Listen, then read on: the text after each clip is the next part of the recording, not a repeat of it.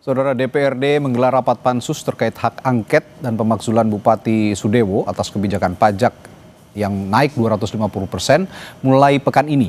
Sejumlah pihak dipanggil untuk menelusuri inisiator kebijakan yang memantik reaksi keras publik ini.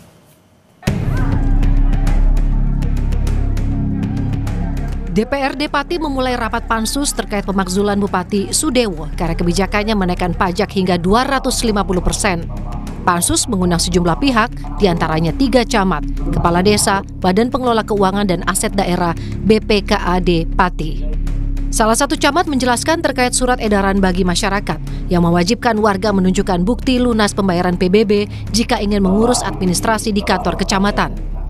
Surat pelayanan itu merupakan inovasi kami dalam rangka pelunasan pajak, di mana dalam Pergub dinyatakan bahwa upaya penagihan itu diantaranya juga dengan upaya memperingatkan atau teguran. Sementara itu, Ketua Pansus Hak Angket DPRD Pati Teguh Bandung Waluyo menegaskan, usulan kenaikan pajak 250% bukan inisiatif ketiga camat yang hari ini menyampaikan keterangan. Inisiatif itu berasal dari Badan Pengelola Keuangan dan Aset Daerah BPKAD Kabupaten Pati. Terkait pernyataan Pak Bupati terkait dengan 250% kenaikan itu, salah satu usulan dari camat, kades, dan tokoh masyarakat, ternyata camatnya tidak. Dia sudah disampaikan bahwa gini ya kenaikannya, camat menyetujui, bukan usulan mereka. Kementerian Dalam Negeri akan mengawal proses rapat pansus DPRD Kabupaten Pati dan menghormati keputusan pansus terhadap Bupati Sudewo. Wamendagri memastikan Bupati Sudewo masih aktif hingga kini. Masih aktif atau sudah non-aktif, Pak? Masih aktif sejauh ini. Sudah dipanggil, Pak, dengan Kemendagri, Pak? Ya, ada proses komunikasi, ada proses teguran, ada proses evaluasi. Hingga kini rapat pansus hak angket dan pemakzulan Bupati Pati Sudewo masih berlangsung. Sementara itu, aliansi masyarakat juga mendirikan posko untuk menampung aspirasi warga Pati, serta rencana aksi massa jilid 2 setelah unjuk rasa 13 Agustus lalu. Tim Liputan, Kompas TV.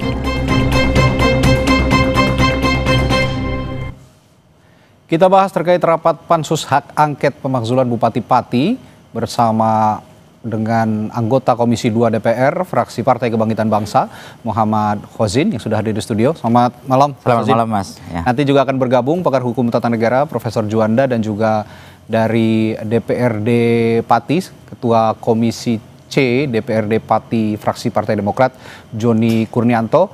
Oh, ternyata informasinya sudah bergabung, Pak Joni, melalui sambungan virtual. Selamat malam, Pak Joni. Malam, kok nggak kelihatan gambarnya ya? Baik, ya sudah tersampaikan, sudah terlihat di layar Kompas TV saat ini. Saya akan ke Mas Khozin dulu. Mas Khozin, ya, kalau melihat pembentukan pansus hak angket pemakzulan Bupati Pati ini apakah langkah yang proporsional untuk menangani, ya kalau dibilang ini krisis kepemimpinan di Pati sekarang ya? Itu merupakan langkah proporsional menurut Anda?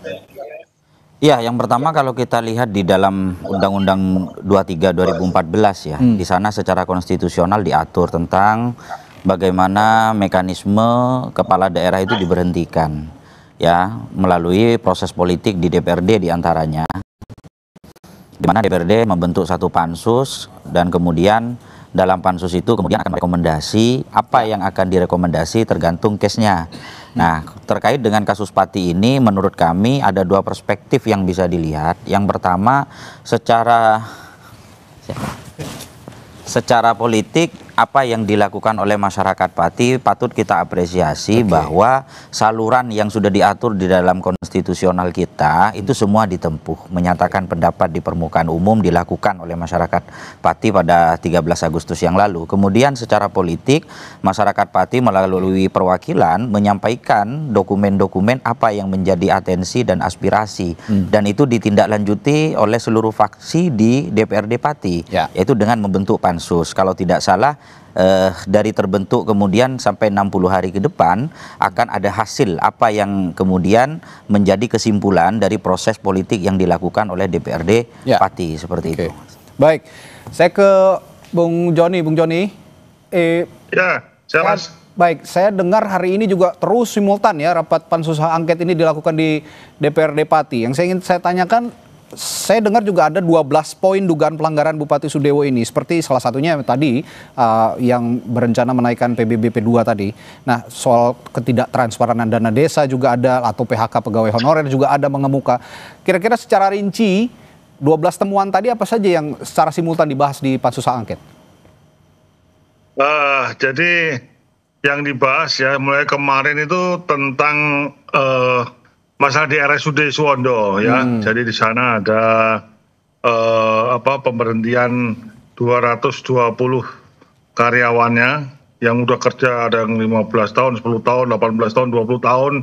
Itu melalui suatu tes yang kita anggap kemarin kurang baik ya. Kemudian juga ada juga masalah mutasi jabatan, kemudian rangkap jabatan, kemudian masalah PBB naik 250%, ada PKL, pajak PKL 10% ya, dan banyak lagi lah, 12 banyak sekali itu, Mas.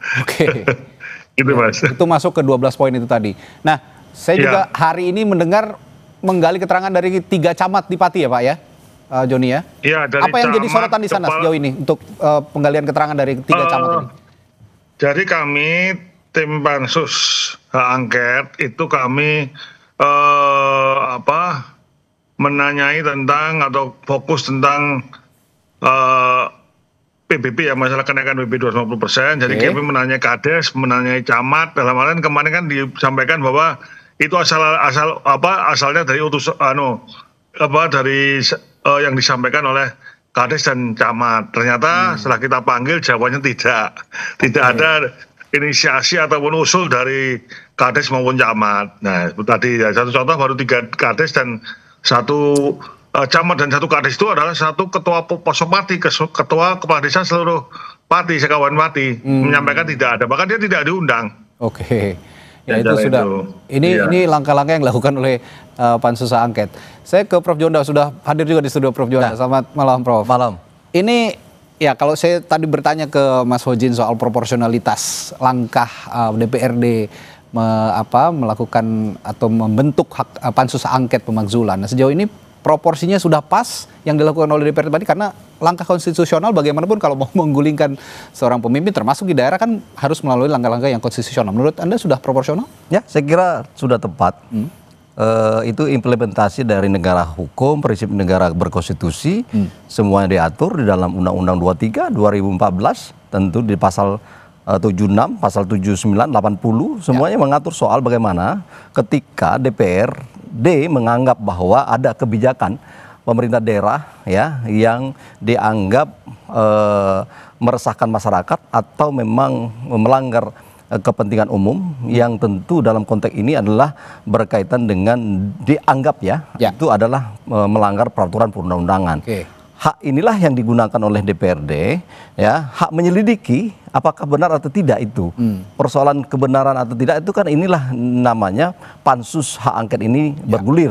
Dan ini kita berharap tidak dalam konteks politis saja tetapi secara hukum.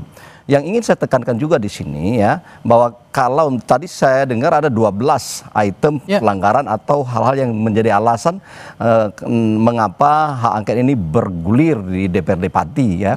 Tetapi yang sangat santer itu adalah soal kenaikan pajak bumi dan bangunan 250%.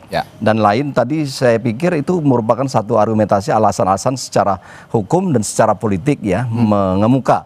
Dan khusus untuk kenaikan PBB perlu saya tanya dan memperdalam dalam hal ini. Apakah kenaikan PBB itu 250% itu tidak melalui persetujuan DPRD misalnya? Kalau itu melalui persetujuan DPRD, menurut saya dalam konteks satu item itu tidak bisa disalahkan bupati saja. Ini menarik ini. Bung Joni, saya ke Bung Joni dulu ya, Mas Hojin. Saya harus tanyakan ini. Apakah sudah juga dibahas soal kenaikan pajak 250%? Kan mekanismenya seyogianya, selazimnya itu dibahas juga di DPRD. Kenapa tiba-tiba setelah ada kebijakan baru ada protes-protes? DPRD juga punya andil sebenarnya untuk mengesahkan ataupun menjalankan kebijakan yang diprotes oleh publik Pati ini, Bung Joni. Ya, kami di DPRD sama sekali tidak pernah diajak bicara tentang kenaikan PBB ini. Clear, tidak pernah. Ya. Nah, kalau sama sekali. Kalau mekanisme seperti itu berarti ada yang dilanggar ya, Mas Ojin? Ya, kalau sependek pengetahuan kami, tentunya harusnya ada executive review ya. Artinya Kemendagri itu sebagai pintu terakhir untuk melakukan harmonisasi apakah produk peraturan perundang-undangan di tingkat daerah itu tidak menabrak aturan di atasnya, seperti itu. Jadi ini juga menjadi alarm bagi seluruh stakeholder bahwa dalam setiap perumusan kebijakan itu tidak kemudian ujuk-ujuk kemudian langsung diimplementasikan atau disahkan, tapi harus dilakukan beberapa mitigasi, kajian, apakah itu sudah memenuhi partisipasi publik, apakah tidak menabrak norma aturan yang lain, kan seperti itu. Ketika kemarin kemudian Mendagri menyampaikan belum tahu menahu terkait informasi ini, kita juga di Komisi 2 khususnya mempertanyakan apakah executive review itu dilakukan atau tidak. Ini kan menjadi salah satu PR kita bersama, seperti itu. Ini berarti ya clear juga. Saya juga ingin tanyakan ke Bung Joni. Bung Joni, kalau tadi hanya soal pajak itu tidak didiskusikan. Kan tadi juga ada 12 poin yang menyangkut kebijakan yang tidak sesuai kebijakan publik lah begitu, keinginan publik lah begitu yang banyak diprotes oleh warga pun juga DPRD. Apakah yang lain-lainnya juga kebijakan-kebijakan ini tidak didiskusikan? Tapi jangan dijawab dulu ya Bung Joni, saya akan tanyakan itu setelah jeda di Sapa Indonesia Malam. Tetap bersama kami. Iya.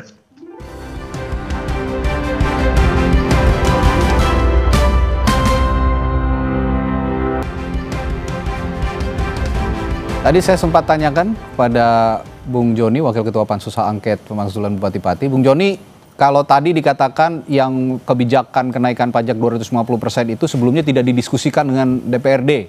Jangan-jangan kebijakan-kebijakan lain yang tadi masuk dalam 12 poin minusnya Bupati Pati ini juga tidak ada komunikasi atau diskusi dengan DPRD. Apakah benar demikian?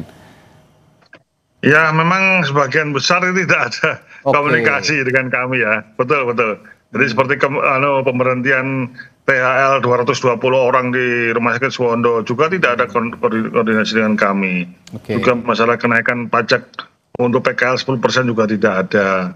Hampir semuanya tidak ada. Jadi komunikasi Pak Bupati dengan kami DPRD mungkin agak terputus atau terhambat ya. Begini, sulit kita untuk mengkomunikasikan. Begini Prof Juanda, kalau melihat kasus di Pati ini sebenarnya kan tidak terjadi di Pati ya.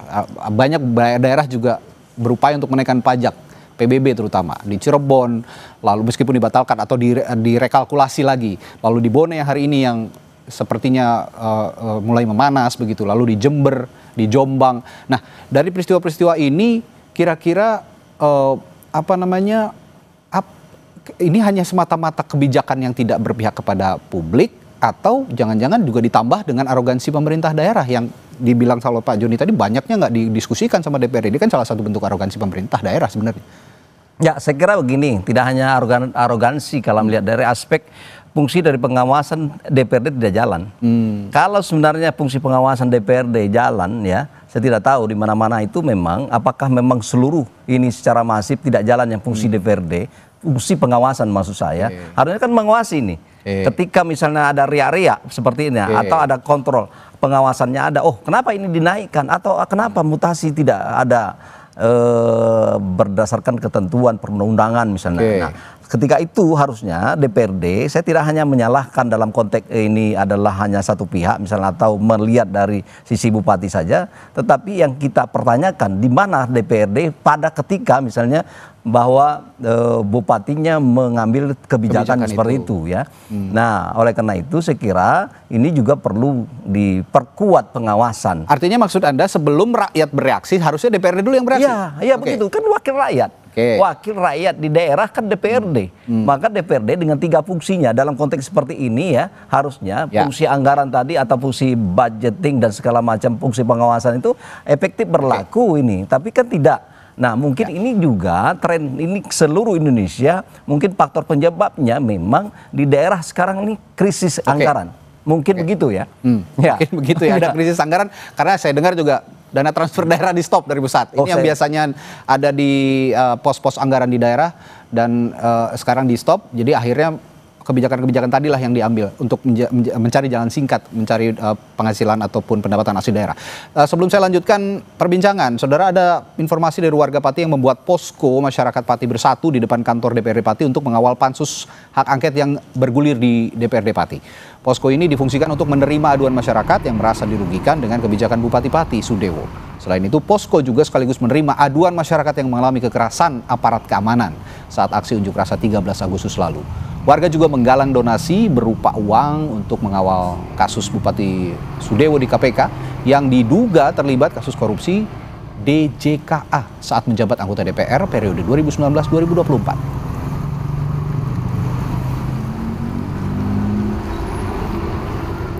Nah, ini udah ada posko nih Mas Ujin di Pati.